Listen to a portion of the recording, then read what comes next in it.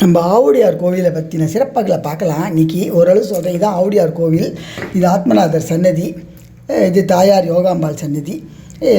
இதை கட்டினது மாணிக்கவாசகன் கட்டினால அவருக்கு தனி ஸ்பெஷல் சன்னதி, அவருக்கு தனியாக சிறப்பான வழிபாடுகள் உண்டு. இந்த கோவிலில் பல அதிசயங்கள் இருக்குது. இவர் தான் அவர் நம்ம மாணிக்கவாசகர்.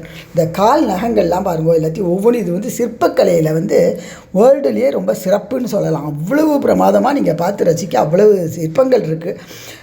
இது 1000 வருஷத்துக்கு முன்னாடினது, அவர் மாணிக்கவாசகர் காலத்தில் கட்டினது. அந்த கருங்கல் பாருங்கள், ஒவ்வொன்று கருங்களும் அவ்வளோ நுணுக்கமாக. இதுக்கப்புறமா தான் இரும்பில் வந்தது. இந்த தூணு, இந்த பின்னல், தலைப்பின்னல், இந்த நரசிம்மர் பாருங்கள், இந்த அப்படியே இந்த குடலை கிழிச்சின்னு வர்றதெல்லாம் அது கொண்டு தத்ரூபமாக அவ்வளோ பிரமாதமாக பண்ணியிருக்கா.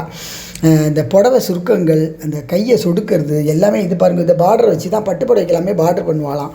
இந்த கோவிலில் துவஜஸ்தம்பமும் நந்தியும் கிடையாது. வாசலில் இருந்தபடியே நீங்கள் தரிசனம் பண்ணக்கூடிய அளவுக்கு இந்த உலகத்திலே இந்த சிவன் கோவிலில் மட்டும்தான் அப்படி பார்க்கலாம்.